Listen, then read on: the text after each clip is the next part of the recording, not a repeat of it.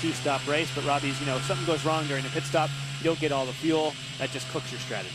And let us reiterate, when Justin Wilson had the contact with Alex Lloyd and tore the front wing off, and we all said, oh man, his day is done. But actually he was within his pit window and it really didn't hurt him that much. And now with the caution, he's right in the middle. Well, we did preface that by saying the good news is, while he's changing that wing, he was on the early side of the two-stop window, so he doesn't have to stop again. There's no question.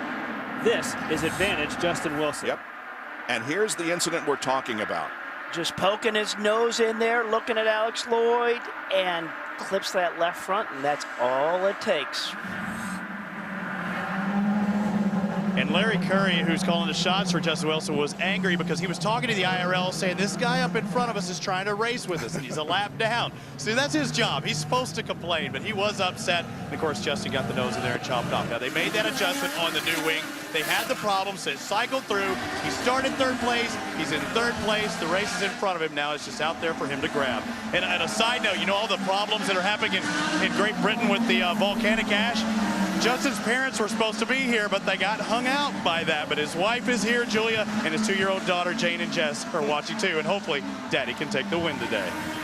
Just to pick up a little bit more on Justin, because I've gotten to know him pretty well here in the last 2 months. There's not a better guy and more capable in the cockpit. We see what he can do there. But outside of the car, just absolutely level-headed, goes around, thanks his crew guys after every session. We definitely saw him get a little ramped up and a little animated when he came down pit lane towards Coyne's crew. I absolutely think he's got the ability. Now that's behind him. He's realized he's got a second chance to attack this. One point worth bringing up, though, is that Alex Lloyd was trying to fight to stay on the lead lap.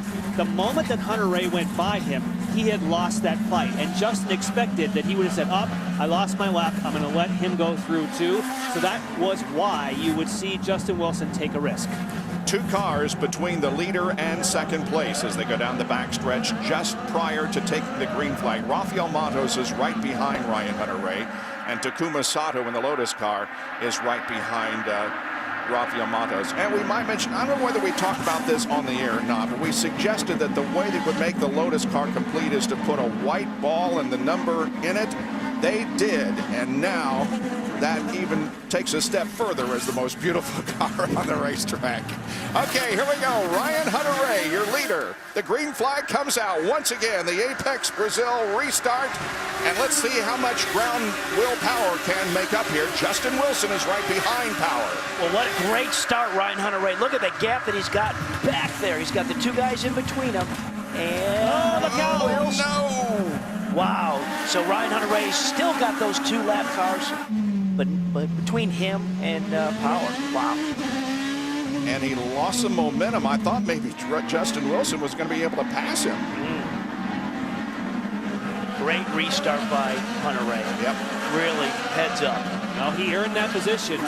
He has been very patient today, hasn't taken unnecessary risk, and he had a clear road ahead of him with a couple of lappers behind, and off you go. That was nice. So since that broke the momentum of Power there, you see the horizon on that back wing. Is that going to give Justin Wilson an opportunity just to get a little closer and maybe force a bit of a mistake and an opportunity? If it were me, I would wait for him to start to make a move on one of those lap cars ahead and then try and make a sandwich out of it. Danica Patrick goes to the inside of Simona Di Silvestro in turn number 1 of the restart and makes the pass cleanly. And Tagliani comes along also. Oh, this is close. Oh, yeah. There it is. Look at Wilson to the inside of Will Power. Is he going to take the spot? Yes, he does. Yeah. Justin Wilson to second. And that is a nice, clean pass. He pulled up, got the inside line. That's the way you do it in 1. And now Justin Wilson, runner-up. He finished second at St. Petersburg. Was 7th last week at Barber.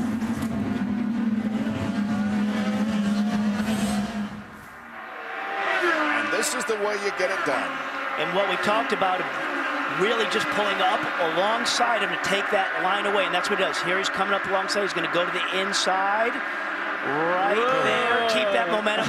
But he gets up alongside, and now Power can't turn in till he gives up the corner to Wilson. So that's nice and clean. You're not allowed to block, but you can kind of take your time and going from one side to the other. I mean, it was a little bit like being on the freeway because Wilson had already depressed the overtake button and was building an awful lot of momentum. And that is what he used to still finalize that pass, even though he got a little crowded.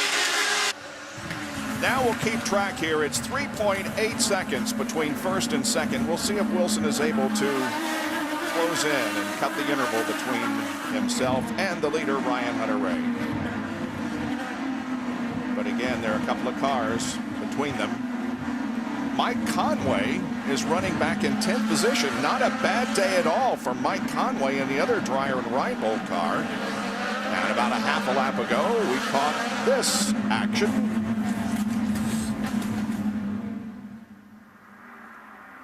There you go. The inside of Dario Franchitti. Yeah.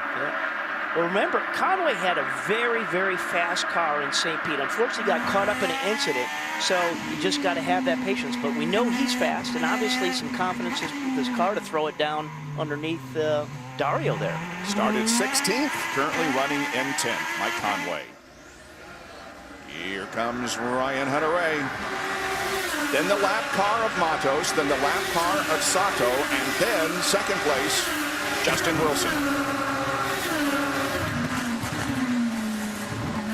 And that is close to a 4-second gap between first place of Ryan Hunter-Reay and back to Wilson with those two lap cars between them. Now think about driver psyche. The only problem that Justin Wilson has had all day is with a lapped car. Now he's got two lap cars between he and the leader. Yep. Like, all right, I've been down this road once today. And one of the things that Justin Wilson is using is that overtake, Bob, and he's trying to use it to get around this traffic to close on Ryan Hunter-Reay. Update on your leader, though. He only has 9 overtakes left. Will Power back in third has the most, 17. And we see Takuma Sato pulling out of the way and allowing some faster cars to pass by. Nice move on his part. And there is Tony Kanaan also going by Takuma Sato. Ryan Hunter-Reay leads with 68 out of 85 laps completed here in Long Beach, California.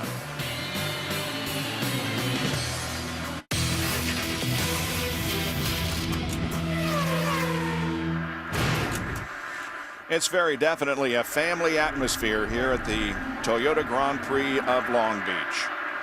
Larry Curry watches his driver, Justin Wilson, trying to catch Ryan Hunter-Reay, with whom we are on board right now. And the interval is 5.1 seconds. It was 3.8 a while ago, but Ryan Hunter-Reay has stretched the advantage. And for Ryan Hunter-Reay, he knows he's not being pressured from behind, so now he just has to concentrate on hitting his marks, hitting those break points, the turn-in points, because we do know how challenging this track is. From what all the drivers have said, just sometimes the grip can change a little bit if you miss one point, so he just needs to be in that routine of focusing him in. And sometimes you say I'm going to slow down a little bit and just cruise, that can break him in. So he's got to keep pushing and doing just what he has been doing.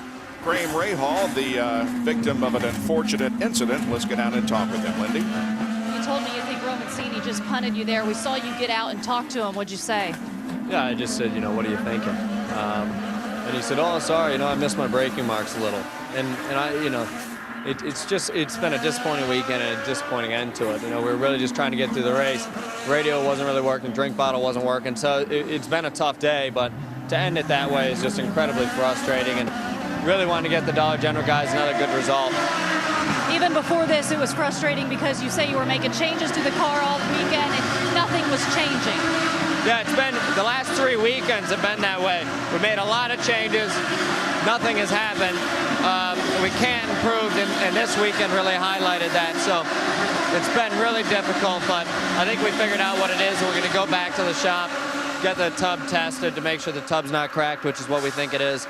And then, hopefully the FSR and Dollar General group can regroup for the rest of the year. Yeah, your last race with SFR. I hate to put you on the spot, but people want to know any word where we'll see you next. I've been working really hard on a couple things, and unfortunately we got a little curveball thrown at us here a couple weeks ago, but we're working really hard to get back, you know, racing at Kansas hopefully, but I think realistically maybe Indy or beyond. So if not then, we'll try to regroup and focus for next year.